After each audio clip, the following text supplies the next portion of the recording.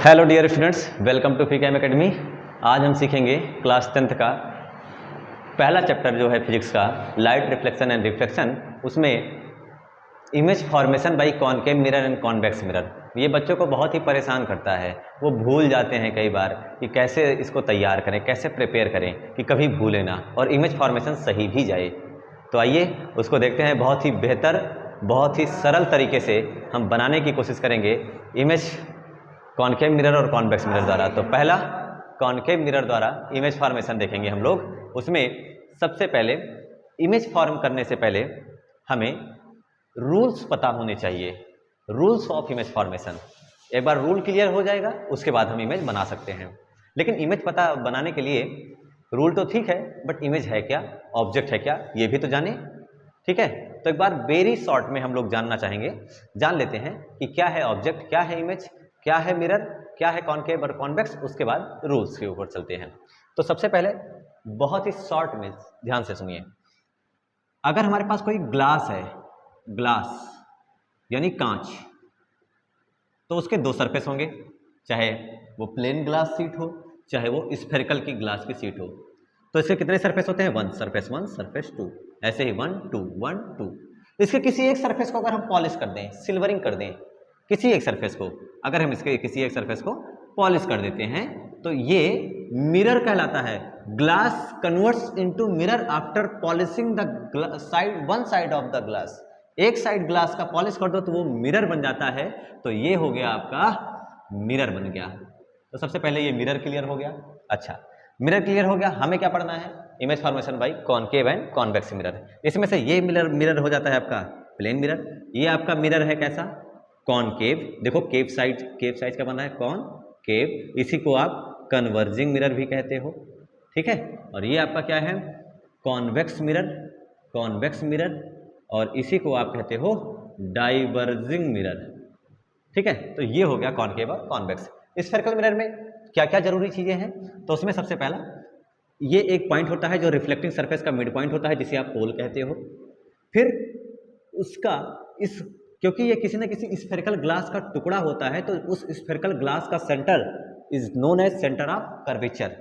और पैरेलल आने वाली रेस प्रिंसिपल एक्सिस के जिस पॉइंट से, यहां से रिफ्लेक्शन के बाद जिस पॉइंट से यहां से गुजरती हैं, उस पॉइंट को कहा जाता है फोकस। ऐसे ही इसमें भी होता है। इस पॉइंट को पोल कहते हैं, इस पॉइंट को फोकस कहते हैं, और ये पॉइंट है आपका सेंटर ऑफ कर्वेचर। इसमें सबसे खास बात, सेंटर ऑफ कर्वेचर, इसका जो यूज होता है नॉर्मल ड्रॉ करने के लिए होता है। बहुत खास यूज है इसका। जो यूज है वो ओरिजिन मान के चलते हैं, और ओरिजिन मानते हैं यानी सारी डिस्टेंसेस हम इसी से मेजर करते हैं। फोकस का क्या है? पैरेलल आने वाली रेस फोकस से जाती है। ये सारी अभी लॉज में हम आगे जानेंगे।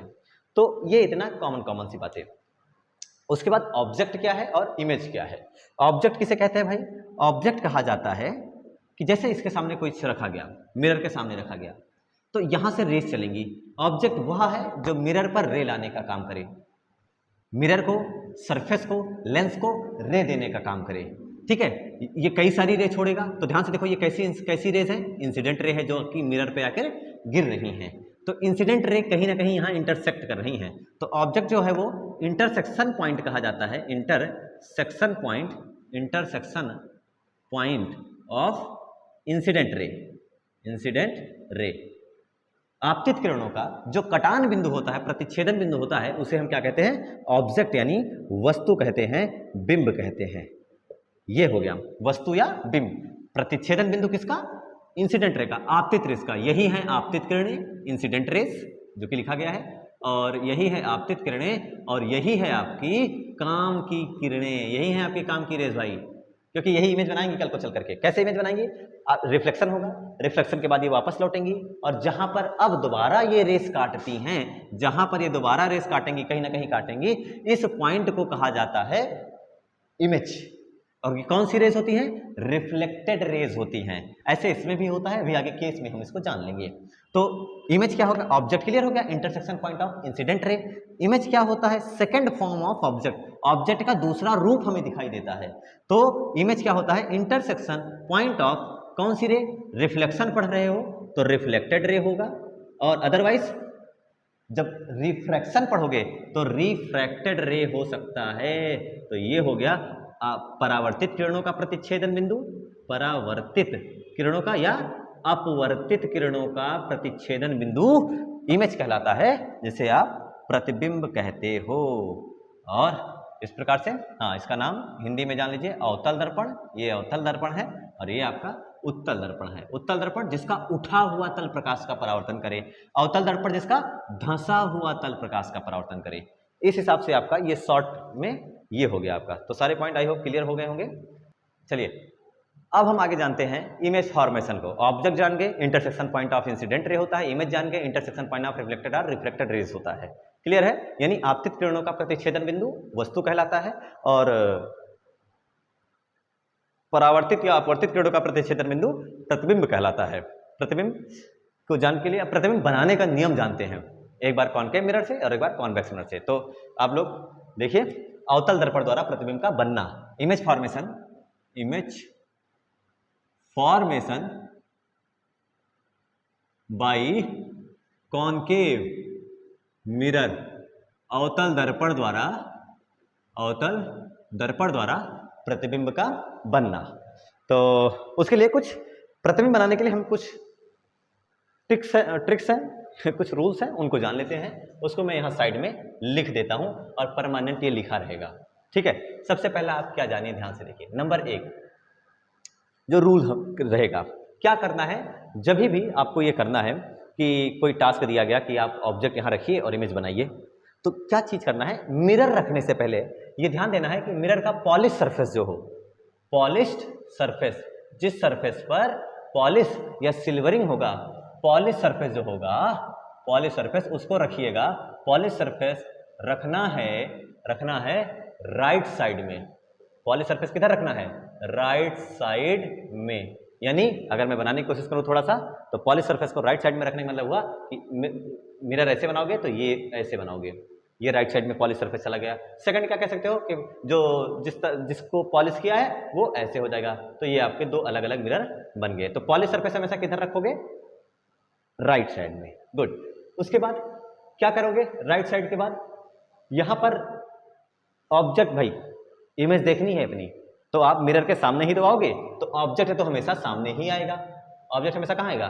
सामने आएगा। तो रे कहां से कहां लेकर के चलोगे? लेफ्ट से राइट। रे इंसिडेंट रे हमेशा कहां से कहां चलेगी? लेफ्ट से राइट लेकर के चलोगे, रे लेकर के चलोगे साइड में, और एंड रे चलेगी इंसिडेंट रे, काम की रे चलेगी। कैसे चलेगी? रे चलेगी लेफ्ट से राइट। ये सबसे पहला। क्लियर? दूसरा क्या देखते हैं? रे चलेगी। अच्छा, हम एक रे दो रे नहीं, कम से कम देखो, वैसे तो ऑब्जेक्ट अनंत रे छोड़ता है, इमेज भी अनंत रे से बनती है, लेकिन मिनिमम 2 रे से ही होती है। तो हमें कितना कुछ चाहिए? We require minimum 2 rays. Minimum कम से कम मिनिमम 2 रेस, कम से कम 2 किरणें की जरूरत होती है। मिनिमम 2 रेस आर रिक्वायर्ड, कम से कम 2 किरणों की जरूरत होती है प्रतिबिंब बनाने के लिए। तीसरा जान लेते हैं, तीसरा इंपॉर्टेंट है, जो कि हर जगह कॉमन रहेगा और हर जगह सेम चलने वाला है। क्या है? एक चीज तो जिंदगी भर याद रखना, 1 रे, एक किरण, 1 रे, एक रे, मिनिमम 2 रेस चाहिए। ऑब्जेक्ट से मिनिमम 2 रेस चला लेना और इमेज बना लेना, बन जाएगी। लेकिन एक रे के बारे में क्या कंडीशन है? सेकंड रे के लिए नहीं बात करी जा रही, बट एक रे के लिए जो बात करी जा रही है वो क्या है? 1 रे will always travel parallel to principal axis। इसका मतलब क्या है? एक किरण आप मिनिमम 2 रे चाहिए होता है, बट आप क्या करोगे? एक किरण हमेशा चलेगी मुख्य अक्ष के समांतर लेकर के चलोगे। एक किरण हमेशा लेकर के चलोगे। 1 ray will always travel parallel to principal axis. एक रे हमेशा always parallel to principal axis. ये जो एक्सिस बनी हुई है इसके हमेशा पैरेलल चलेगी। तो अब चलते हैं, ये तो हो गए बेसिक जो कि सबको आने चाहिए और जो हर जगह फॉलो होगा, अब कुछ और भी इंपॉर्टेंट रूल हैं इसके अलावा, उसको भी देख लेते हैं। तो उसमें क्या क्या रूल्स हैं देखते हैं, पहले उसको सीख लेते हैं, रूल्स के बाद फिर इमेज फॉर्मेशन भी कर लेते हैं। तो सबसे पहले रूल्स, नंबर 1 देखो, नंबर 1 रूल, अगर कोई मिरर है, suppose that this is your mirror, ठीक है, कॉनकेव है ना, कॉनकेव है, या फिर दूसरा ले लो कॉन्वेक्स, ये हो गया, ठीक है। एक काम करते हैं, सब इकट्ठा मिला के बनाते हैं ना, सब इकट्ठा कर लेते हैं, अलग अलग क्यों करें। नंबर 1 रूल 1, सपोज दैट कोई कॉनकेव मिरर ले लिया, या फिर इसके बदले में कोई कॉन्वेक्स मिरर ले लिया, और ये हो गया आपकी प्रिंसिपल एक्सिस, ये पॉइंट हो गया आपका फोकस, ये पॉइंट हो गया आपका सेंटर ऑफ कर्वेचर। ऐसे ही सेम यहाँ भी होगा, ये पॉइंट पोल, ये पॉइंट फोकस, ये पॉइंट सेंटर ऑफ कर्वेचर। जो पहला रूल ये है, कोई भी रे अगर पैरेलल चलेगी प्रिंसिपल एक्सिस के, जैसे कि इसमें लिखा भी है, एक किरण हमेशा चलेगी मुख्य अक्ष के समांतर। अगर कोई किरण मुख्य अक्ष के समांतर चलती है, मुख्य अक्ष के समांतर चलेगी यानी ऐसे आएगी या फिर ऐसे आएगी, तो क्या होगा, it will always pass from focus और it's appears that it is passing from focus. ये या तो फोकस से जाएगी या तो जाते हुए लगेगी। जाएगी कहाँ पर, इस वाले में कन्वर्जिंग है तो ये वापस भेज दिया और ये चली गई, लेकिन इसमें मिरर को चीर करके तो जा नहीं सकती, इसलिए ये वापस लौट जाती है ऐसे, और लगेगा आपको कि ये यहाँ कहीं से आ रही है, तो ये पास होगी फोकस से या अपीयर होगा कि पास हो रही है फोकस से। पहला नियम क्लियर हो गया। क्या याद रखना है, पैरेलल आने वाली फोकस से चली जाती है। दूसरा, इसका इन्वर्स भी कर सकते हैं ना, अगर सोचो पैरेलल आ रही थी तो रिफ्लेक्शन के बाद फोकस से चली गई, इसका रिवर्स करो, फोकस से अगर भेज दिया तो पैरेलल नहीं हो जानी चाहिए, पैरेलल हो जानी चाहिए। इसलिए जो सेकंड है, अगर मान लो अगर ये आपके पास कॉनकेव मिरर है या फिर कॉन्वेक्स मिरर है, कॉन्वेक्स मिरर है, तो ये आपका पोल, ये फोकस, ये सेंटर ऑफ कर्वेचर, इधर भी पोल, फोकस, सेंटर ऑफ कर्वेचर, कोई रे पास कर रही है फोकस से, ये अपोजिट है, आ रही है पैरेलल, गई फोकस से, आ रही है फोकस से, हो जाएगी पैरेलल, वेरी गुड, तो ये हो जाएगी पैरेलल। और इसमें अगर ऐसे लगे कि ये आ रही है फोकस पर, देखो ध्यान से, कहाँ ऐसा लग रहा है कि कहाँ आ रही है, फोकस पर आ रही है, तो क्या हो जाएगा, आने वाली फोकस से जाती हुई लग रही है, और जो फोकस पर आती हुई लग रही है वो क्या हो जाएगी, पैरेलल हो जाएगी, और इस हिसाब से सेकंड हो जाएगा। तो क्या समझा हमने, ऊपर वाले में क्या सीखा, अगर सर पैरेलल आ रही है तो कहाँ से जाएगी, फोकस से, और अगर वो फोकस से आ रही है तो कहाँ से चली जाएगी, पैरेलल चली जाएगी। ये हो गया सेकंड। थर्ड की बात कर लेते हैं हम लोग, थर्ड के बारे में बात कर लें। अगर सपोज दैट हमारे पास कोई सपोज दैट कोई कॉनकेव मिरर है, ये पोल, ये फोकस, ये सेंटर ऑफ कर्वेचर, ठीक है, ऐसे ही इसमें भी बना लेते हैं, कॉन्वेक्स में भी, और ये हो जाएगा आपका पोल, ये फोकस, ये सेंटर ऑफ कर्वेचर। अगर कोई रे सेंटर ऑफ कर्वेचर से पास कर गई, कहाँ से पास कर गई, सेंटर ऑफ कर्वेचर से पास कर गई, क्योंकि नॉर्मल भी इसी से खींचा जाता है, we should draw normal from centre of curvature on incident point. तो इंसिडेंट पॉइंट पर नॉर्मल ड्रॉ करने के बाद ये पता चला कि नॉर्मल सेंटर ऑफ कर्वेचर से ही पास करता है, तो ये दिखेगा ही नहीं, इसलिए वापस उसी रास्ते पर लौट जाएगी। एंगल आई एंगल आर 0 होता है, सेम इसमें भी होता है। अगर मान लो ये रे बढ़ रही है, बढ़ चली थी सेंटर ऑफ कर्वेचर की तरफ, तो after reflection it will come back to the same path again, ये वापस उसी रास्ते पर लौट आती है। तो इसमें क्या पढ़ा हमने, अगर सेंटर ऑफ कर्वेचर से जाती है तो वापस उसी रास्ते से लौट आती है। ये तीसरा। चौथा जान लेते हैं, और चौथा भी काफ़ी इंपॉर्टेंट है। चौथा क्या है, अगर हमारे पास मान लो कोई कॉनकेव मिरर है, ये पोल, ये फोकस, ये सेंटर ऑफ कर्वेचर, और कोई रे इंसिडेंट हो गई किस पर, पोल पर, सीधे कोई रे इंसिडेंट हो गई पोल पर।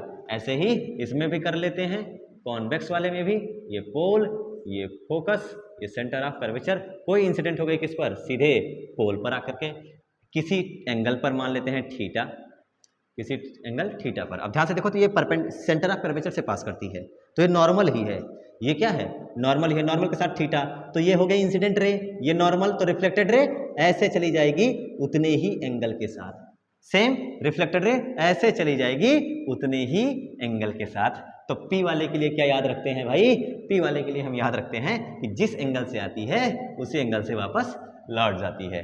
ठीक है, तो ये हो गए आपके rules of image formation. I hope आपको याद होंगे। इसको एक बार वेरी शॉर्ट में एक बार देख लेते हैं और आपको समझा देते हैं इजीली, ताकि याद रहे। अच्छा, ये दोनों कभी मत भूलना, क्यों और उसको ट्रिक से कैसे याद रखो वो समझो ध्यान से। फोकस का रिलेशन किसके साथ है? पैरेलल के साथ। ध्यान से देखो, फोकस लिखने के लिए आप 2 बार ऐसे करते हैं, है ना, फोकस लिखने के लिए। उसके बाद आप ये बना दिए F। तो असल में फोकस में ये देखो F में ये दोनों पैरेलल हैं ही, तो पैरेलल का रिलेशन किससे बनाओगे? फोकस से। तो फोकस का रिलेशन किससे बनाओगे? पैरेलल से। तो पैरेलल आने वाली फोकस से चली जाएगी और फोकस से आने वाली पैरेलल हो जाएगी। तीसरा बात करें सेंटर की, सर वो तो सेंटर है। सेंटर है तो फिर कोई खेल ही ना खेलो, आराम से जैसे जाएगी वैसे चली जाएगी। और P होगा तो बड़े प्यार से 2 पार्ट में तोड़ देना इस एंगल को, angle I equal to angle R। तो इस हिसाब से आपका ये इमेज फॉर्मेशन का रूल क्लियर हो गया। अब हम चलते हैं image formation by concave mirror, अवतल दर्पण। मैंने आपको उत्तल दर्पण से भी इमेज फॉर्मेशन के रूल बता दिए हैं, लेकिन अब हम पढ़ने चल रहे हैं अवतल दर्पण image formation by concave mirror. ठीक, चलिए बच्चों शुरू करते हैं अपना इमेज फॉर्मेशन और image formation by concave mirror. सारे रूल्स यहाँ पर एक बार शॉर्ट में और प्योर हिंदी में लिख दिए गए हैं, समझ सकते हैं आई होप। पॉलिशदार तल हमेशा होगा राइट साइड में और रे चलेंगे बाएं से दाएं, मतलब लेफ्ट से राइट। कम से कम 2 किरणें चाहिए, minimum 2 rays are required to form an image. और तीसरा, एक किरण 1 रे हमेशा मुख्य अक्ष के समांतर चलेगी, will always travel parallel to principal axis. उसके बाद जो रूल्स पढ़ा हमने अभी 4, वो क्या है?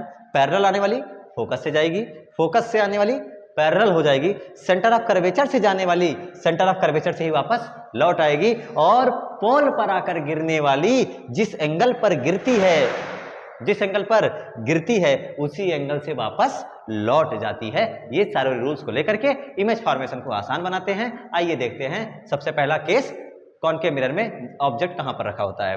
बट आइए देख लेते हैं कितने केस हो सकते हैं कॉनकेव मिरर में। How many cases are possible for object to form image by concave mirror? कितने केस हो सकते हैं तो पता भी होगा आप सबको। 6 केस होते हैं। कौन कौन से उसको देख लेते हैं। ये पोल हो गया, ये फोकस हो गया, और ये सेंटर ऑफ कर्वेचर हो गया। बहुत दूर चले तो ये पॉइंट क्या हो गया? इन्फिनिटी। तो सबसे पहला हम अपना ऑब्जेक्ट कहाँ रख सकते हैं? ऑब्जेक्ट कहाँ रख सकते हैं? इन्फिनिटी पर। सबसे पहला याद रखिएगा, सबसे पहला कहाँ रख सकते हैं? इन्फिनिटी पर। दूसरा, बिटवीन इन्फिनिटी एंड सी, यानी बियॉन्ड सी। तीसरा, सी पर रख सकते हैं। चौथा, सी और एफ के बीच में। पांचवा, एफ पर। 5 केस हो गए। और छठवा, एफ और पी के बीच में। अब इन सभी केसेस में हर बार इमेज कहाँ बनती है? इन्फिनिटी पर रखते हैं तो इमेज कहाँ बनती है? बिटवीन इन्फिनिटी एंड सी रखते हैं तो इमेज कहाँ बनती है? इन्हीं सबको हमें देखना है। तो टोटल कितने केस पढ़ने हैं? 6 केस। ठीक है, तो इसको हम एक बार साइड में कहीं बना देते हैं, जिसकी वजह से आपको हमेशा गेस रहे कि हाँ इस बार हमारा कौन सा केस चल रहा है सीरियल से, और ऑब्जेक्ट कहाँ सही से रखना चाहिए। तो वेरी शॉर्ट में उस सारे केसेस को रख देते हैं भाई हम आपके लिए। ये हो गया आपका कॉनकेव मिरर, और एक बार रिपीट कर लीजिए आप भी। पोल, फोकस, सेंटर ऑफ कर्वेचर, बहुत दूर गए तो इन्फिनिटी। केस 1, ऑब्जेक्ट इन्फिनिटी पर, बियॉन्ड सी, बिटवीन अनंत और सी। और तीसरा, सी पर, एट सेंटर ऑफ कर्वेचर, वक्रता केंद्र पर रखा हो। चौथा, वक्रता केंद्र और फोकस के बीच में। पांचवा, फोकस पर ही रखा हो। और छठवा, फोकस और पोल के बीच में रखा हो। When object is placed between pole and focus, this is your last case. तो सबसे पहला केस करा जाए, कौन सा है? जब ऑब्जेक्ट इन्फिनिटी पर रखा हो, केस 1। केस 1 क्या है? When object is placed at infinity. आप लोग अच्छे से लिख लीजिएगा, जब वस्तु अनंत पर रखी हो। Object is at O at infinite, object is placed at infinity. तो इन्फिनिटी वाले ऑब्जेक्ट के बारे में जरा सोचो, क्या ख्याल है आपका? वो वाकई में सच्चाई में अगर आंख बंद करके सोचो, ऑब्जेक्ट जो इन्फिनिटी पर रखा है बहुत दूर है, चाहे वो सूर्य हो गया, सन हो गया, या स्टार हो गया, कुछ भी है, वो बहुत बड़ा है कि बहुत छोटा है? अगर उसके बारे में सोचो वाकई में, अगर आप बंद करो तो आप सोचो एरोप्लेन जो आपको इतना बड़ा दिखता है बहुत दूर है, लेकिन जब वो आपके सामने आ जाए सच्चाई में तो कितना बड़ा है? बहुत बड़ा। इसका मतलब है जो दूर वाले ऑब्जेक्ट है वो बड़े हैं कि छोटे? वो बहुत बड़े हैं। इसलिए इन्फिनिटी वाले ऑब्जेक्ट्स को छोटा नहीं दिखा सकते, इन्फिनिटी वाले ऑब्जेक्ट्स को बड़ा दिखाना पड़ेगा। तो यहां पर हमने क्या कर लिया? सबसे पहले कॉनकेव मिरर सबसे पहले कॉनकेव मिरर रूल्स देखो, पॉलिशदार तल, पॉलिश किया गया तल हमेशा किधर रहेगा, दाईं तरफ। बाकी सारी चीजें दर्शा लेते हैं, पोल दर्शा लिया, फोकस दर्शा लिया, और किसको शो करना बचा रह गया, सेंटर ऑफ कर्वेचर को। बहुत दूर इस बार कहां पहुंच गए हो, इनफाइनाइट पर, और ऑब्जेक्ट भी कहां रखा है, इनफाइनाइट पर। इनफाइनाइट वाला ऑब्जेक्ट बहुत ही बड़ा होता है, इसलिए मैंने उसको ऐसे दिखा दिया दोनों साइड में, ठीक है। हाँ गंदा हो गया, ये हो गया, ठीक है, ये हो गया आपका ऑब्जेक्ट ए एंड बी, आपके ये ऑब्जेक्ट हो गए। अब ये रखा कहां पर है, इन्फिनिटी पर। अब सबको पता है कि इन्फिनिटी जो कि बहुत दूर होता है, वहां से चलने वाली रेस कैसी होती हैं, इन्फिनिटी से चलने वाली पैरेलल, और पैरेलल रेस जाकर के मिलती भी कहां पर हैं, अगेन एट इन्फिनिटी। यानी पैरेलल रेस चलती भी इन्फिनिटी से हैं और वापस जाकर मिलती भी कहां पर है, इन्फिनिटी पर। ऐसा कहा जाता है, two parallel lines always meets at infinity, दो समांतर किरणें हमेशा इन्फिनिटी पर मिलती हैं। तो अगर ऑब्जेक्ट इन्फिनिटी पर रखा है तो इससे आने वाली रेस कैसे आएगी, कैसे आएगी, अनंत पे है ना, तो पैरेलल आएगी। तो ये पहली रे चली पैरेलल, पहली रे चली पैरेलल। और एक शर्त सुनो, एक शर्त सुनो, क्या है रे, एक किरण हमेशा मुख्य अक्ष के समांतर चलेगी, तीसरा पॉइंट भी तो यही कह रहा है, तो एक किरण तो पैरेलल चला ही दो। अनंत से आने वाली भले पैरेलल होती होगी, बट एक किरण हमेशा कैसे चलाओगे, पैरेलल टू प्रिंसिपल एक्सिस, तो चला देते हैं। अच्छा, अगर कोई रे पैरेलल आती है, रूल्स देखो, अगर कोई ray parallel to principal axis आती है तो कहां से पास करेगी, फोकस से पास करेगी, तो इसको पास करा दिया फोकस से, बड़े आराम से ये फोकस से पास हो गई भाई। चलो बहुत अच्छी बात है भाई, ये रिफ्लेक्टेड रे, ये इंसिडेंट रे। अच्छा, कम से कम 2 किरणें आवश्यक हैं, मिनिमम 2 रेज आर रिक्वायर्ड। एक और चलाइए। अच्छा, अनंत से आएगी तो कैसी आएगी, अनंत सर, अनंत से आने वाली पैरेलल ही आती है। चलो भाई, आफ्टर रिफ्लेक्शन अगर कोई प्रिंसिपल एक्सिस के पैरेलल आती है तो क्या होगा, उसका पैरेलल आने वाली फोकस से जाएगी तो ये वापस फोकस से ही चली जाती है। ध्यान से देखो, ये रिफ्लेक्टेड रे है, परावर्तित किरण है, ये भी कैसी किरण है, परावर्तित किरण, ये भी दोनों रिफ्लेक्टेड रे है। और हमने शुरू में ही पढ़ा था, image is intersection point of reflected raise. प्रतिबिंब जो होता है वो परावर्तित किरणों का प्रतिच्छेदन बिंदु होता है। तो ये तो आपका ऑब्जेक्ट था, ये तो आपका वस्तु था, ऑब्जेक्ट था। प्रतिबिंब कहाँ बना, ये बना आपका इमेज। तो लोकेशन के बारे में बात करें, इमेज की लोकेशन, इमेज कहाँ बनता है, तो इमेज बना, इमेज बनती है, इमेज बनती है किस पर बनती है भाई, फोकस पर। किस पर बनी, एट फोकस। नेचर की बात कर लेते हैं कि इसका नेचर कैसा है भाई, इमेज का नेचर कैसा है। रियल लाइंस इंटरसेक्ट कर रही हैं कि डॉट डॉट इमेजिनरी लाइंस, तो आप कहेंगे एकदम रियल रिफ्लेक्टेड रेस हमारे आंखों सामने दिख रहा है कि यहाँ इंटरसेक्ट हो रही हैं, ये रियलिटी है। इसलिए कैसी इमेज है, रियल एंड इन्वर्टेड, वास्तविक तथा उल्टा। तो प्रतिबिंब की जो प्रकृति है वो है वास्तविक तथा, वास्तविक और उल्टा, रियल एंड इन्वर्टेड। उल्टा नजर नहीं आ रहा है, उल्टे के बारे में बात मत करो, आगे के केसेस में नजर भी आएगा, जिसे आप कहेंगे रियल एंड इनवर्टेड। ये हो गया। अच्छा, नेचर हो गया, तो प्रकृति की बात हो गई। प्रकृति की बात अभी नहीं, अभी एक और चीज बात कर लेते हैं, आकार की, कैसा शेप, साइज है, साइज कैसा साइज है भाई इसका। ध्यान से देखो, ये तो प्रिंसिपल एक्सिस से इतनी ऊपर है, इतनी नीचे है, बट ये प्रिंसिपल एक्सिस से ना तो ऊपर है ना ही नीचे है। ये बहुत बड़ी, ये हाँ बहुत छोटी है, ये बहुत ही छोटी है, जिसे आप क्या कहेंगे, हाईली डिमिनिश्ड, बहुत ही छोटी, पॉइंट साइज, अत्यधिक छोटा, अत्यधिक छोटा, या वस्तु से बहुत छोटा, जिसे आप कहेंगे बिंदु साइज, बिंदु साइज, बिंदु के आकार का, जिसे आप कहेंगे point size, highly diminished point size. I hope ये इन्फिनिटी वाला आपको समझ में आया होगा। बस इसमें क्या रूल याद रखना है, जो ये तीनों बातें लिखी गई हैं वो तीनों बातों का ध्यान रखते हर केस में याद रखोगे, और ये सब अलग अलग जगह यूज कर सकते हो अगर आप चाहो तो। क्लियर है। चलते हैं केस नंबर 2 पर। केस नंबर 2 क्या है, when object is placed between infinity and C और बियॉन्ड सी। क्लियर। तो दूसरा केस करते हैं, जब वस्तु कहाँ रखी है, अनंत और सी के बीच में। इसको बना लीजिए। चलिए सेकंड केस करते हैं, case 2, object is placed between infinity and C. जब वस्तु रखी है बिटवीन अनंत and C, infinity and C के बीच में रखा है। इसे एक और चीज से कहते हैं, सी से परे, सी से दूर, इसे भी कहते हैं, इसे लिख लो बियॉन्ड सी, सी से परे। दो तरीके से कह सकते हैं, ठीक है, यानी बिटवीन में आ गया। तो बिटवीन में आ गया तो कैसे बनेगा उसको देख लेते हैं। जैसे कि क्या बनाना है, क्या बनाना है, कॉनकेव मिरर। कॉनकेव मिरर बना लीजिए भाई, बना लीजिए। ये हो गया आपका कौन सा मिरर, कॉनकेव मिरर। सारे पॉइंट्स नोट कर लें। पोल, आगे फोकस, सेंटर ऑफ कर्वेचर, बहुत दूर गए तो इन्फिनिटी, नीड ही नहीं है इस बार इन्फिनिटी का, है ना। बस हाँ ये पता है कि इन्फिनिटी और सी के बीच में रखी है। अगर यहाँ कोई ऑब्जेक्ट रख दोगे आप, यहाँ कोई ऑब्जेक्ट रख दोगे तो वो तो इन्फिनिटी और सी के बीच में आ ही जाएगा, सी से दूर भी आएगा। अच्छा ध्यान से देखो, ऑब्जेक्ट का मुंह कहाँ है, ऊपर को। यहाँ से रे चलेंगी ना, यहाँ से रे निकलेंगी, तो ऑब्जेक्ट का मुंह ऊपर को है। तो ये हो गया हमारा ऑब्जेक्ट ए एंड बी, ये हो गया आपका ओ। अब पॉलिश, जो बातें लिखा बना दिया मैंने, ध्यान दो। पॉलिशदार तल दाएं तरफ होगा, हाँ ठीक है सर दाएं तरफ है। रे चलेंगी बाएं से दाएं, हाँ ऐसे ही चलेंगे, ठीक है। कम से कम 2 रे चाहिए, ठीक है अभी तो बनाएंगे। एक रे हमेशा कैसे चलेगी, मुख्य अक्ष के समांतर। चलाओ ना, चलाओ। एक रे हमेशा मुख्य अक्ष के समांतर चलेगी। अब सबको पता है समांतर आने वाली पैरेलल रेज कहां से पास करेंगी, फोकस से पास करेंगी। तो भाई इसको कहां से पास करा दीजिए आप, पैरेलल आने वाली रे फोकस से पास कर जाएगी। अब क्या करें, कम से कम 2 किरणें आवश्यक हैं। ये 3 नियम हर जगह लगेंगे, कम से कम 2 किरणें आवश्यक हैं। दूसरी कहां से चलाएं, कहां से चलाएं, चाहे तो फोकस से चला दे, चाहे तो सेंटर ऑफ कर्वेचर से चला दे, चाहे तो पोल से, यस चाहे तो तीनों में से पी सी एफ 3 पॉइंट हैं, तीनों पॉइंट में से किसी भी पॉइंट से चला सकते हैं। अभी करके देखते हैं। आइए इसमें सबसे पहले हम कहां से चला देते हैं, सबसे पहला कौन सा, आपको सी नजर आ रहा है, यस आइए सी से चला देते हैं। तो सी से चलाने के लिए एक काम करें, सी बना देंगे अभी आपसे थोड़ी देर में।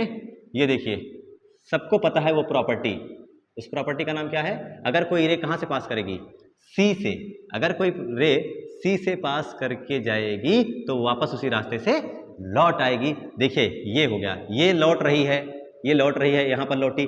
ये है रिफ्लेक्टेड रे, और ये भी कैसी है, रिफ्लेक्टेड रे। ये है उनका इंटरसेक्शन पॉइंट, यहां पर बन गई इमेज। इमेज बनी कहां, between F and C. Image कहां बनी, बिटवीन एफ एंड सी बन गई इमेज। तो इस रूल का यूज हुआ कि नहीं हुआ, सी से जाने वाली सी से ही वापस आती है, सी से जाने वाली सी से ही वापस आती है, और यहां पर बन गई आपकी इमेज। अब ध्यान से देखो, इसका इंटरसेक्शन पॉइंट कहां मिला, नीचे, इसलिए ये हो गया, बी ऊपर था, बी कहां चला गया, नीचे चला गया, बी डैश ए डैश, और ये हो गया आपका प्रतिबिंब, इमेज। ये हो गया आपका इमेज। तो कहां बनी इमेज, लोकेशन क्या है भाई इमेज की, स्थिति बताइए। स्थिति है किसके किसके बीच में, एफ और सी के बीच में, एफ व सी के बीच, बिटवीन एफ एंड सी। स्थिति, लोकेशन तो हो गया क्लियर, स्थिति क्लियर हो गई। अभी और क्या क्या बात करी था हमने, नेचर, प्रकृति के बारे में बात करा था कि भाई उसकी इमेज की प्रकृति क्या है।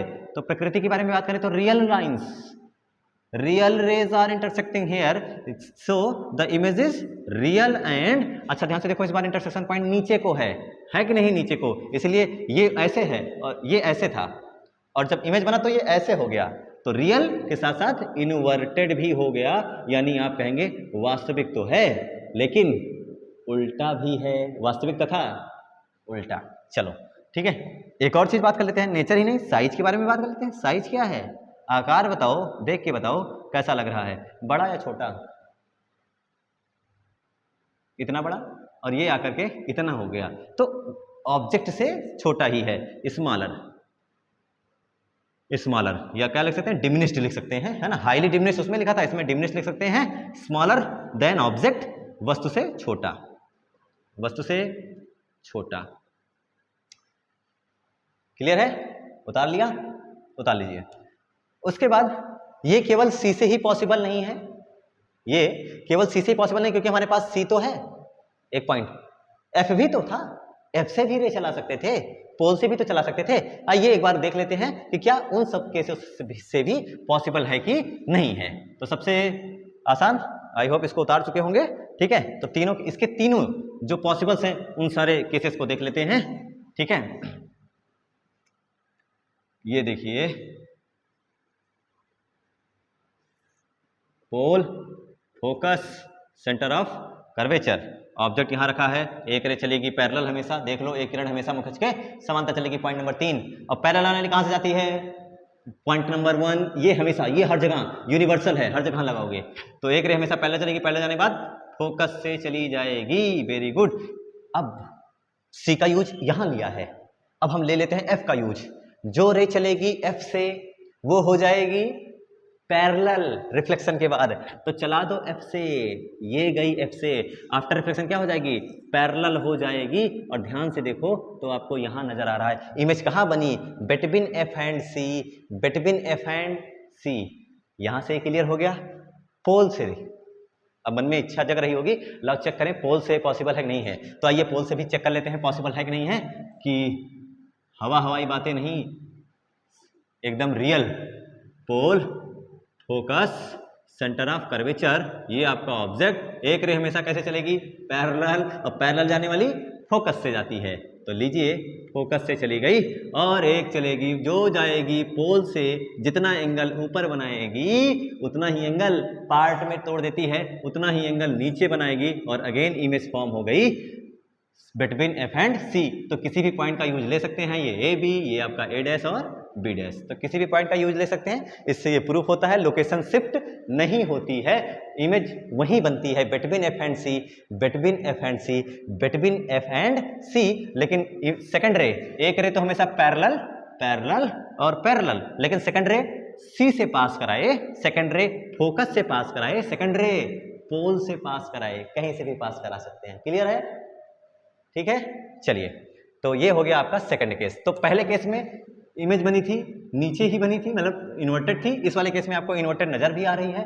तो पहले केस में यहां पर इमेज बनी, ये हो गया था, और सेकंड केस में बनी बिटवीन एफ एंड सी। तीसरा केस ले सकते हैं जब ऑब्जेक्ट कहां रखा हो। चलिए तीसरा केस देखते हैं, जब वस्तु रखी है किस पर, 1 हो गया, 2 हो गया, तीसरा सेंटर ऑफ कर्वेचर पर ही रखी हो। तो केस 3 करते हैं, व्हेन ऑब्जेक्ट इज एट सी, वक्रता केंद्र पर ऑब्जेक्ट रखा हो। तो सबसे पहले mirror, right, polish surface right में होगा, इसके सामने ये पोल, ये फोकस, ये सेंटर ऑफ कर्वेचर। ऑब्जेक्ट इस बार सेंटर ऑफ कर्वेचर पर ही रखना है, इस बार सेंटर ऑफ कर्वेचर पर ही रखना है। तो इस बार हम सी का यूज नहीं ले सकते, हम लेंगे किसका, फोकस का एंड पोल का। यस, क्योंकि अब सी पर ही रखी है तो सी का यूज नहीं ले सकते। अब 2 ही पॉइंट का यूज ले सकते हैं, फोकस का और पोल का। चेक करते हैं फोकस से। तो सबसे पहले एक रे जो जाएगी कैसे, प्रिंसिपल एक्सिस के पैरेलल। अरे पहली एक किरण हमेशा मुख्य अक्ष के समांतर चलेगी, और समांतर जाने वाली कैसे हो जाएगी, पैरेलल जाने वाली फोकस से होके चली जाती है। अरे पैरेलल का ऐसे बनाओ, ये पैरेलल ही तो है, और देखो ध्यान से पैरेलल का फोकस से रिलेशन है कि नहीं है, पैरेलल रिलेट्स विथ फोकस। अच्छे से समझ में आ जाना चाहिए, पैरेलल का जो रिलेशन है वो फोकस से ही है, तो और फोकस का रिलेशन पैरेलल से है। तो यहां पर देखेंगे पैरेलल आने वाली कहां से जाएगी भाई, फोकस से चली जाएगी। बहुत अच्छी बात है। और जो आप किसका यूज, आप फोकस का यूज ले सकते हैं और पोल का यूज ले सकते हैं। तो जो फोकस से जाएगी सर, उसका क्या हाल होगा, फोकस से जाने वाली वो क्या हो जाएगा, वो हो जाएगी पैरेलल, वो हो जाएगी पैरेलल टू प्रिंसिपल एक्सिस, और इमेज बन जाएगी यहां कहीं पर at C, centre of curvature पर ही इमेज बन जाएगी। तो सबसे पहले इमेज की लोकेशन, इमेज कहां पर बनी, इमेज बनी एट सी, सी पर ही बनती है। नेचर की बात करें, प्रकृति की बात करें, तो प्रकृति कैसी है भाई, वास्तविक। ये कैसी रेज है, ये रियल रेज है ना, लौट के आ रही हैं। ये कैसी रेज है, ये भी रियल ही हैं, ये भी वास्तविक किरणें वाकई में लौट रही हैं। तो नेचर क्या है, अभी भी रियल एंड इन्वर्टेड, क्योंकि उल्टी बन रही है। तो वास्तविक तथा उल्टा, वास्तविक और उल्टा बन रहा है, आप इसे कहेंगे रियल है और इन्वर्टेड भी है, रियल के साथ साथ इन्वर्टेड भी है। अच्छा, नेचर हो गया। उसके बाद और क्या बच रहा है, साइज। वेरी गुड, साइज यानी आकार। प्रकृति तो बहुत अच्छे से बता दिया, आकार के बारे में भी बता दो अगर बता पाओ तो। क्या है आकार, कैसा होगा, कैसा लग रहा है, सी और सी सेम नहीं लग रहा है, सेम ना, तो हो जाएगा सेम साइज, समान आकार का, सेम साइज, समान आकार का, समान आकार का। क्लियर है, नहीं क्लियर, रिपीट करना हो जाएगा, ठीक है। इसको कई बार बनाने में प्रॉब्लम होती है, कई बार बच्चे इसको बना नहीं पाते हैं एक ही बार में। अगर वो जैसे मेरे से बन गया, इत्तेफाक ही है, बाकी एक बार में सही से नहीं बन पाता है ये। तो अगर इसको एक बार में सही से बनाना है तो उसके लिए क्या कॉन्सेप्ट, क्या ट्रिक यूज कर सकते हैं उसको देख लीजिए ध्यान से। तो उसमें क्या करिए, सबसे पहले 3 पैरेलल लाइंस ड्रॉ कर लीजिए, 3 पैरेलल लाइंस ड्रॉ कीजिए। ड्रॉ करने के बाद इधर लेफ्ट साइड को कनेक्ट कर दीजिए, लेफ्ट साइड को कनेक्ट कर दीजिए, ठीक है। और इस लाइन को थोड़ा सा बड़ा कर दीजिए। अब इसको कर दीजिए ऊपर, इसको कर दीजिए नीचे। यहाँ से क्रॉस मल्टीप्लिकेशन चला दीजिए, ये पहला और ये दूसरा जो कि यहीं से गुजरना चाहिए, ये क्रॉस मल्टीप्लिकेशन। क्लियर है? इन सबको रेस कर देते हैं और यहाँ पर हम बना देते हैं अपना मिरर। ये कंप्लीट हो जाता है, आपका मिरर हो गया। पहली बार ऐसा हुआ कि ऑब्जेक्ट इमेज पहले बन गई, मिरर बाद में आया। इस पॉइंट का नाम पोल, इस पॉइंट का नाम फोकस, इस पॉइंट का नाम सेंटर ऑफ कर्वेचर। पैरेलल आने वाली फोकस से चली गई, फोकस से आने वाली पैरेलल हो गई, और ये हो गया इमेज फॉर्मेशन भाई concave mirror on it's third phase, जब ऑब्जेक्ट सेंटर ऑफ कर्वेचर पे रखा हो। ठीक है, इस ट्रिक का यूज करके आप एक ही बार में बना सकते हैं। मन में आ रहा होगा कि पीछे वाले केस में तीनों पॉइंट का यूज लिया था, सी एफ पी का, इसमें सी पर रखी है तो 2 का ही यूज ले सकते हैं, एफ और पी का। तो पी का यूज लेकर के दिखाया जाए, देखना चाहेंगे? आइए देख लेते हैं ताकि आपके लिए ही सुविधाजनक रहे। तो ये दोनों सेम ही चीजें हैं, मैं इसको रेस कर देता हूं। ठीक है, हम इस जगह पर बनाते हैं, बट क्योंकि इमेज कहाँ बनी है, सी पर, तो सी पर ही इमेज में लिख देता हूं। ये तीसरा हो गया। तो आइए पोल का यूज लेकर देख लेते हैं कि पॉसिबल है या नहीं है। ये पोल, ये फोकस, ये सेंटर ऑफ कर्वेचर, ये रखा अपने ऑब्जेक्ट, ये गई रेस। एक रे हमेशा चलेगी मुख्य के समांतर, समांतर जाने वाली फोकस से जाएगी, ये आपको याद हो गया होगा अब तक, ये चली गई। एक चलेगी पोल से, पोल से जाने वाली फोकस से जाएगी, ओवरऑल इमेज वहीं पर बन गई। M I right? तो इस हिसाब से आप ये कह सकते हैं, ये कहाँ हवा में कहाँ किरणें जा रही हैं। ठीक है, तो इस हिसाब से ये कह सकते हैं कि सेंटर पे रखे जाएगी ऑब्जेक्ट, तो इमेज कहाँ फॉर्म होगी, सेंटर पर ही इमेज फॉर्म होती है। हम किसी भी पॉइंट का यूज ले सकते हैं। देखो यहाँ पर हमने एफ का यूज लिया है, यहाँ पर हमने किसका यूज ले लिया, पोल का यूज ले लिया, यानी 1 2 3 4 ये चारों बहुत इंपॉर्टेंट है, ये चारों बहुत इंपॉर्टेंट है। तो कितने केस हो गए, 3। अब करते हैं चौथा केस, 5वां केस, 6वां केस, 3 केस और बचते हैं। और आइए अब ऑब्जेक्ट कहाँ रखा जाएगा, between C and F, between C and F. तो हम लेते हैं चौथा केस। चौथा केस क्या है, बिटवीन सी एंड एफ। चलिए ठीक है, इसको उतार लिए होंगे, है ना। प्रैक्टिस कीजिएगा, खुद से अलग अलग पॉइंट से रेस चला करके प्रैक्टिस कीजिएगा, आपको भी समझ में आएगा। जब तक खुद से कोशिश नहीं करेंगे, ठीक है, खुद से पेन नहीं चलाएंगे और केवल वीडियो ही देखते रहेंगे तो फिर नहीं कुछ याद हो पाएगा। खुद से भी अभ्यास करें। चलिए अब करते हैं हम चौथा case. When object is placed between C and F, जब वस्तु C तथा F के बीच रखी है, between C और F, C और F के बीच में रखी है, चौथा केस है। तो बना लेते हैं भाई। ये देखिए, ये आपका हो गया कॉनकेव मिरर, ये हो गया आपका पोल ध्रुव, ये फोकस वक्रता केंद्र, और वस्तु रखी गई है बिटवीन C एंड F। पॉलिशदार तल दाएं तरफ कितनी बार बताएं रे चलेंगी बाएं से दाएं, आएंगी बाएं से दाएं। कम से कम 2 किरणें अभी बना देंगे। एक रे हमेशा चलेगी मुख्य अक्ष के समांतर, थर्ड पॉइंट तुरंत फॉलो करो और बनाओ। एक रे हमेशा चलेगी मुख्य अक्ष के समांतर, अरे समांतर जाने वाली, फिर से वही बात, पैरेलल जाएगी, तो पैरेलल चली गई, वेरी गुड। अब अगला क्या है, कम से कम 2 किरणें चाहिए। इस बार बीच में रखी है, किसी पॉइंट पे नहीं रखी है, बीच में रखी है, तो किसी भी पॉइंट का यूज ले सकते हैं, आइदर C और F या फिर P का भी यूज ले सकते हैं। तो आप जैसा चाहें वैसा कर सकते हैं। आइए हम देख लेते हैं किसका यूज, कौन से पॉइंट का यूज ले लें। चलो हम पोल का यूज ले लेते हैं। अब पोल से ये देखो रेस ऐसे हुई किसी न किसी डिग्री पर इंसिडेंट, उसके बाद इतने ही डिग्री पर ये वापस लौट जाएंगी और यहाँ कहीं इंटरसेक्ट कर रही हैं इस पॉइंट पर। तो हमने यहाँ पर इस बार पोल को प्रियोरिटी दे दी, और इमेज ये है आपका object A and B, intersection point नीचे मिला यानी A' और B'। अच्छा, तो इमेज कहाँ बनी, C, between C and infinity, यानी C से बियॉन्ड C। ये हो गया चौथा केस, इमेज मिल गई, कांग्रेचुलेशंस, इमेज मिल गई। कहाँ है, C से दूर। एक चीज नोटिस करो, जैसे जैसे ऑब्जेक्ट मूव कर रहा है closer to the mirror, then the image is going farther to the mirror. जैसे जैसे ऑब्जेक्ट, वस्तु दर्पण की ओर जा रहा है, वैसे वैसे प्रतिबिंब दर्पण से दूर जा रहा है। वो देखो, नोटिस करो आप लोग। ठीक है, अब शायद आपको ये गस लग गया होगा, सर अगर आपने यहाँ पर रख दिया ना ऑब्जेक्ट, तो इमेज यहाँ पर बन जाएगी। I am right?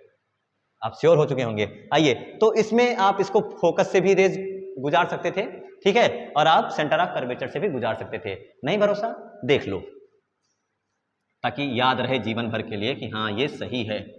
पोल आपके इमेज फॉर्मेशन का डर ही तो निकालने आए हैं हम भाई। ये रखा गया है ना, और ये पैरेलल जाने वाली फोकस से चली गई, और कोई रे जो सेंटर ऑफ कर्वेचर से पास करेगी, ध्यान से देखो कहां से पास कर रही है, देखो देखो देखो कहां से पास कर रही है, सेंटर ऑफ कर्वेचर से जो पास करते हुए जाएगी वो वापस उसी रास्ते से लौट आएगी और यहां कहीं इंटरसेक्ट करेगी। एनसीईआरटी का डायग्राम, सी का यूज लिया, पी का यूज लिया, एफ का यूज लेकर के, और ये लास्ट कॉन्फिडेंस हमारा डेवलप हो जाएगा अच्छा वाला, फिर हम मान जाएंगे। तो लीजिए सबसे आखिरी कॉन्फिडेंस लेवल और आपका डेवलप हो जाए। पोल, फोकस, सेंटर ऑफ कर्वेचर। पहला देखिए रे रखी है बिटवीन सी एंड एफ, एक रे हमेशा पैरेलल चलेगी, फोकस से चली जाएगी, और जो फोकस से जाएगी वो पैरेलल हो जाएगी। अरे प्रॉब्लम हो गई, प्रॉब्लम नहीं हुई, इसको रख दो यहाँ, सी कर दो, देखो सी वहां चला गया। अरे सी से दूर ही बनानी थी, सी को भेज दिया, सी का कोई यूज ही नहीं था। देखो सी यहाँ, ऑब्जेक्ट कहाँ रखा है खुद ही चेक कर लो, सी एंड एफ के बीच में रखा है ना, और इमेज कहाँ बनी, बिटवीन सी एंड इन्फिनिटी, तो सी को धक्का मार के अंदर कर दिया। ठीक है, इससे ये भी प्रूफ हो गया। आप अच्छे से बनाइएगा, घर पे बन जाएगा एक ही बार में। तो ये हो गया आपका। अच्छा, अरे मेन पॉइंट लिखते हैं। नंबर 1 बताओ, इमेज कहाँ बनी, स्थिति, लोकेशन क्या है, कहाँ कहाँ, अनंत और सी के, अनंत तथा सी के, ऐसे नहीं लिखते, सी तथा अनंत के बीच लिखते हैं ना, सी तथा अनंत के बीच में, beyond infinity and C and infinity, C तथा अनंत के बीच में, या फिर सी से परे, बियॉन्ड सी। प्रकृति बताओ, नेचर कैसा है इमेज का, रियल एंड इन्वर्टेड, क्योंकि रियल लाइंस इंटरसेक्ट कर रही हैं, real and inverted, real and inverted, वास्तविक तथा उल्टा। साइज की बात करें, आकार कैसा है, आकार देख के बताओ आप लोग, आकार देखो, ये image, sorry object, image, object, image, object, image, बड़ी, वेरी गुड। तो इस बार साइज जो है वो लार्जर है, वस्तु से बड़ा है। तो ये हो गया आपका चौथा केस। आई होप बढ़िया से समझ में आया होगा। लेकर के चलते हैं पांचवा केस, F for 5, और आपको ये गेस लग गया होगा कि अगर ऑब्जेक्ट फिफ्थ केस पे रखा जाएगा, फोकस पे रखा जाएगा, तो इमेज कहाँ भाग जाएगी, इन्फिनिटी पर। अगर ये गेस लग गया होगा तो बहुत अच्छा है, आपका ध्यान पढ़ाई पर ही है। तो देखते हैं अपना पांचवा केस, जब ऑब्जेक्ट रखा हो फोकस पर।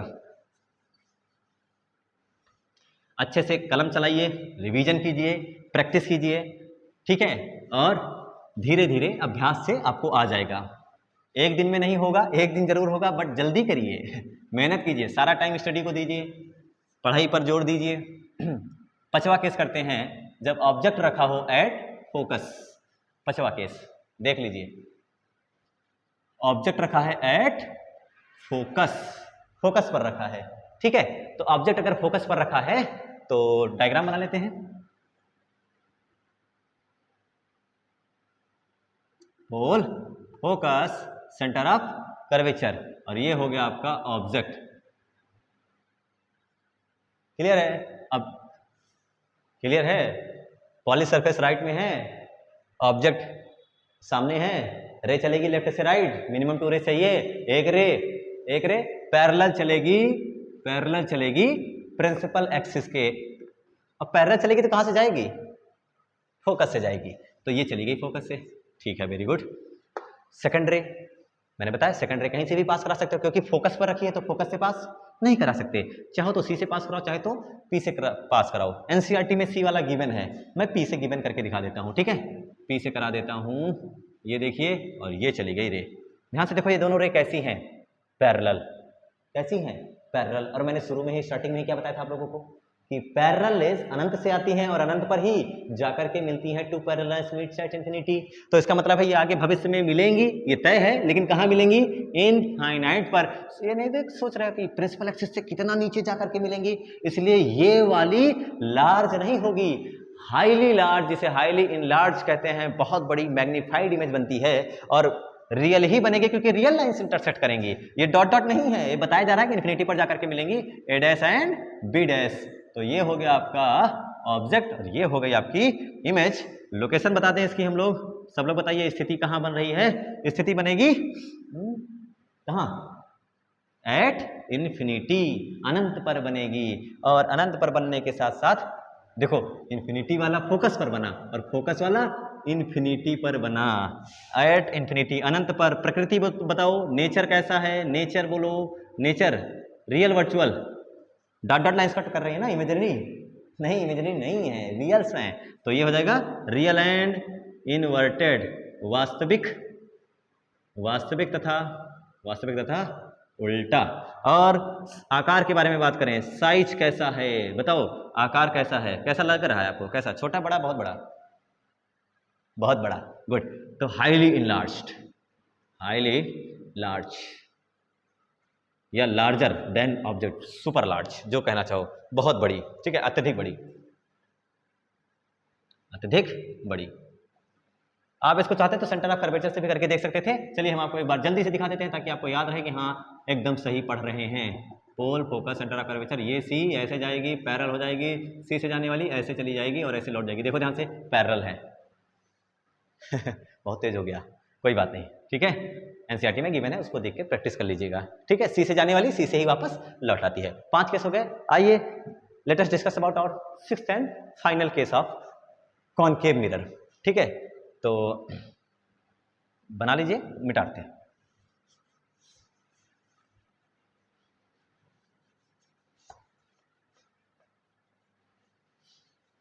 सिक्स्थ केस क्या है, जब ऑब्जेक्ट कहां रखा हो,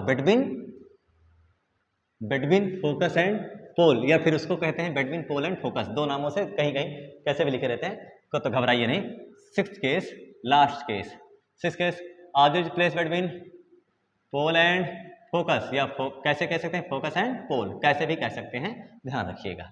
छठवां केस, तो छठवां केस ले लेते हैं भाई और बनाने की कोशिश करते हैं। ये देखिए, pole, focus, centre of curvature, object रख दिया यहाँ पर, am I right, polish surface right में है, रे चलेंगी लेफ्ट से राइट, कम से कम 2 रे, एक रे पैरेलल जाने वाली फोकस से जाएगी, बहुत अच्छी बात है। पहला वाला तो सबको क्लियर हो गया होगा, पैरेलल जाने वाली कहाँ से जा रही है, फोकस से, क्योंकि ये तो हमेशा जुड़ेगा, एक किरण हमेशा मुख्य अक्ष के समांतर चलेगी, तो वो तो क्लियर हो गया। दूसरी रे के लिए क्या सोचते हैं, दूसरी रे के लिए क्या होता है, ऐसे ही रहेगी, कहीं से भी चला सकते हैं ना, 3 पॉइंट हैं, 3 पॉइंट कौन कौन से हैं सर, एफ है, कॉमन है, एफ है, सी है, पी है, तीनों में से कहीं से भी चला सकते हैं, यस कहीं से भी चला सकते हैं। तो तीसरी रे के लिए कहां से चलाएं, जहां से कह दें, कहां से चला दें, पोल से चला दो, इतना बड़ा एंगल, तो इतना बड़ा एंगल लेकर के ये वापस भी जाएगी, क्लियर है, पोल से चलाने पर। ये कैसी रेज है, इनका नेचर देख करके बताओ, कन्वर्जिंग है कि डाइवर्जिंग है, ये है